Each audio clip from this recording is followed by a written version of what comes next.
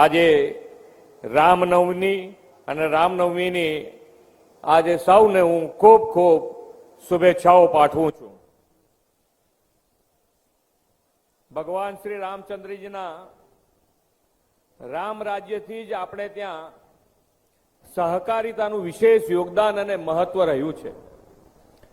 પ્રભુ શ્રી રામ જ્યારે લંકા પર ચડાઈ કરવા ગયા ત્યારે એમને સુગ્રીવ, હનુમાનજી મહારાજ અને વાનર સેનાનો સહકાર મળેલો.